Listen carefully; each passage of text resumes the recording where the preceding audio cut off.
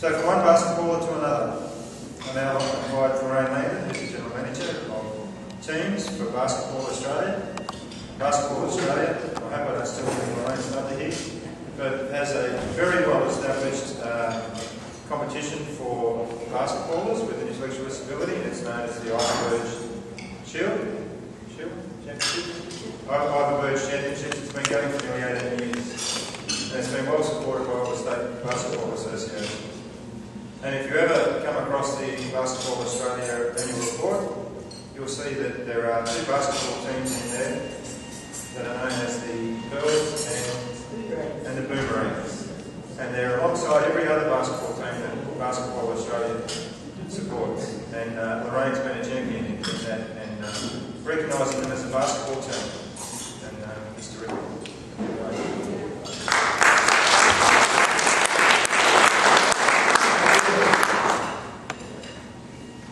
Thank you very much, Michael, and I'm really very thrilled to be here this evening. It's lovely to be able to host in Australia our friends from our basketball and other sports fraternity, and I think we're all a family of sport, and it's really important that we use that to our advantage. Robert has asked me tonight to talk a little bit about what we're doing in basketball, and I think I'm very, very privileged. We've talked to a couple of people already tonight, and I was very privileged to be a part of the Sydney Olympics and Paralympics, and basketball was in two disciplines in the Paralympics, and it was a wonderful opportunity for me to actually learn a little bit more about the athletes with an intellectual disability.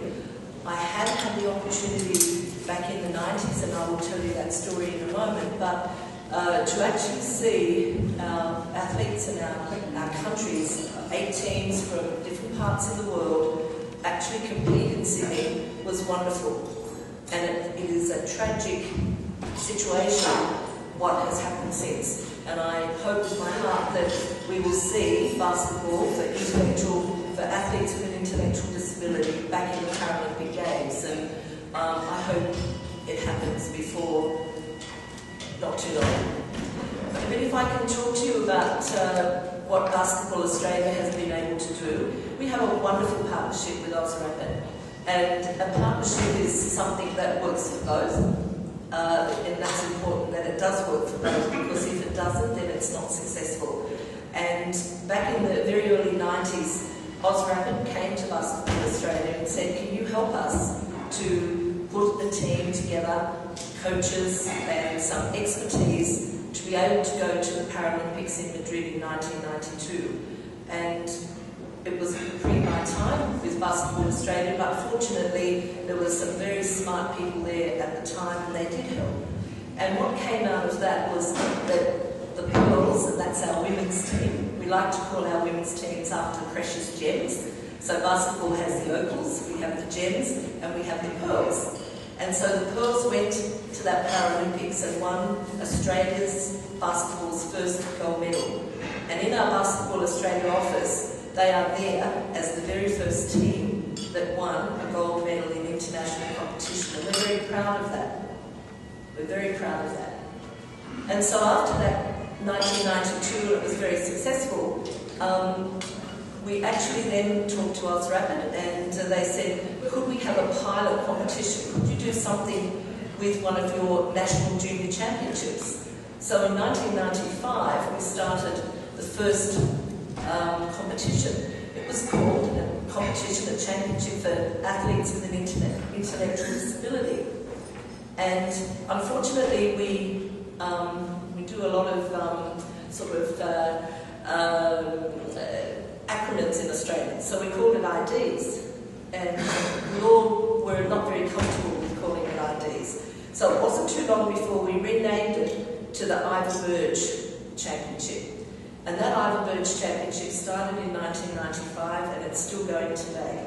And it's totally inclusive with our under-18 Australian Championships. That's where it started. Now it's with our under-20s. And it's really, really important that for basketball and for our young athletes at that younger age group to understand that there are people in the world and in Australia that are maybe not as blessed as what they are, and they have really been very good role models for them.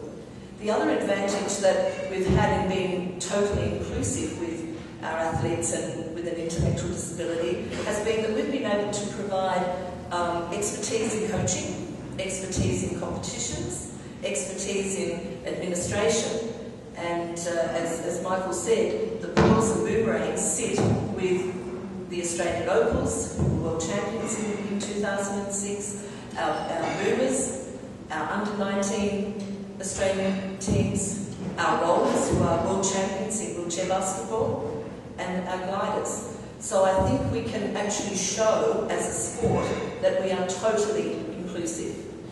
It is about sport looking after sport. It is about sport for all abilities, not sport for a disability. Now we've had challenges and particularly, I'll talk a little bit about the challenges in wheelchair basketball, because wheelchair basketball in Australia is very popular. It's one of the popular sports of the Paralympics, and we have quite a number of teams and athletes playing around the country. And it wasn't until 2002 that the Australian Paralympic Committee came to Basketball Australia and said, we want to form a partnership with you to actually look after wheelchair basketball. As I said, we were looking after athletes with intellectual disabilities since 1995. So this was another step for us to take in being totally inclusive for athletes with all abilities. And I think we've been able to very successfully have a program for wheelchair basketball that sees our men being #1 in the world and our women ranked #4. And that's really, really important from our point of view of being basketball, providing basketball for everybody. We've been helped along the way, I should say, by our government. Our government is very much about inclusive social equity, and I think we've been fortunate that they have funded us. We'd certainly like them to be more, provide more funding. There's never enough.